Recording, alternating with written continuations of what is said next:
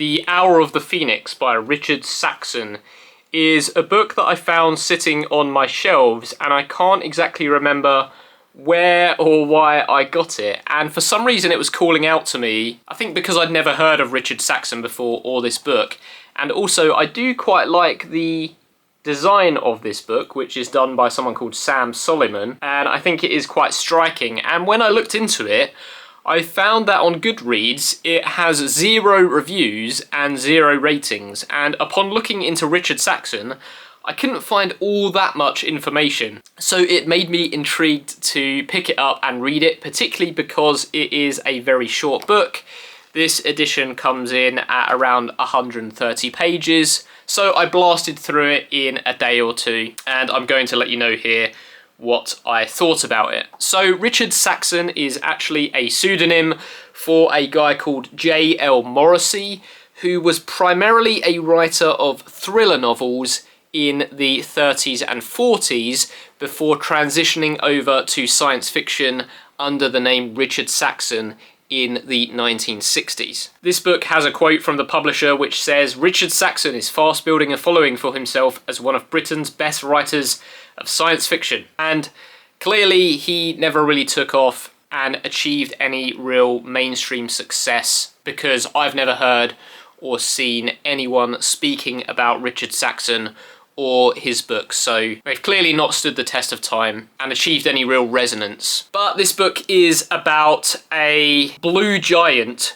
which is hurtling towards our solar system, so a star many times the size of our own sun, which is casting this blue-green light on this dying Earth, which is going to be destroyed by this blue giant, rapidly moving towards Earth within 20 years or so when we start the book. Because of this blue-green light constantly being projected over the Earth, many people have started to go blind. So you've got quite a bleak situation at the start of the book, and we are introduced to our 2 protagonists, Stella and Christopher, who are part of this cast of humans who've been genetically engineered and socially conditioned for space travel by a group of people called the Fatalists. I think they're called the Fatalists, who have essentially accepted that the world is ending and they need to prepare for the worst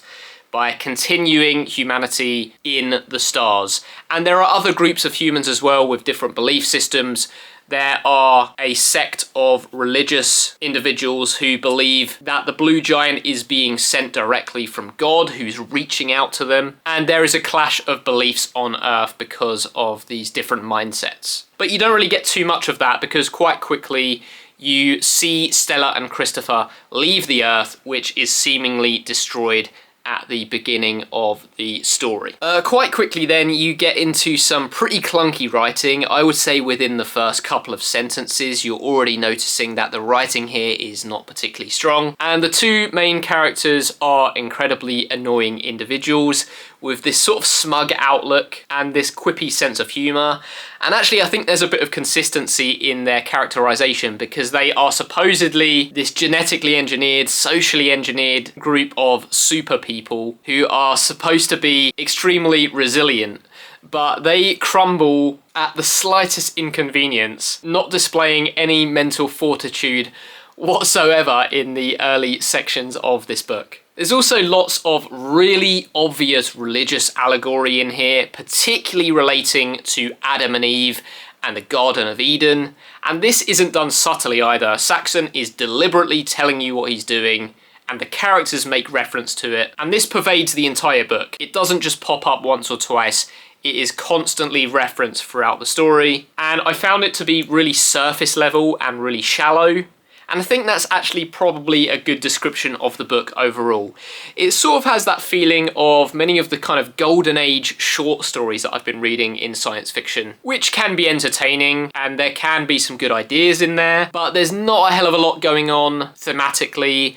There's not a lot going on in terms of the characters, and it sort of feels like Saxon has written something in that style and elongated it to a novella length. Most of the book follows these 2 characters on their spaceship, pondering and deliberating about the future of humanity and the fate of the Earth that they have left behind. Although it's quite uneventful for the most part, the book's not really long enough to get boring, but I just didn't enjoy the dialogue between these two characters, which I think lacked depth, it lacked subtlety, and lacked personality for the most part. So that all sounds very negative, but with all of that being said, I do think that there are some really great flourishes of vivid imagery from Saxon in here.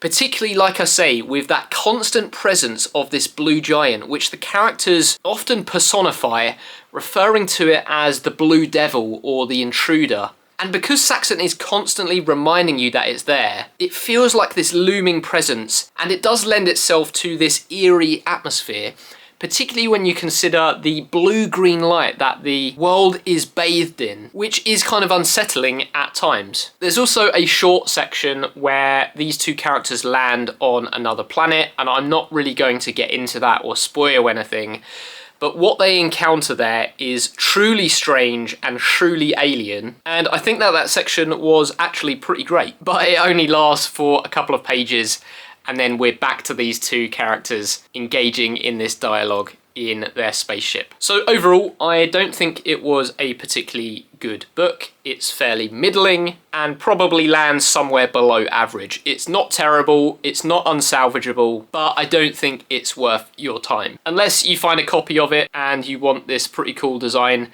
sitting on your shelves, because I'm going to keep it for exactly that reason. So I'm off to write the first review on Goodreads for The Hour of the Phoenix by Richard Saxon. Thank you very much for watching, liking and subscribing, and I'll see you on the next one.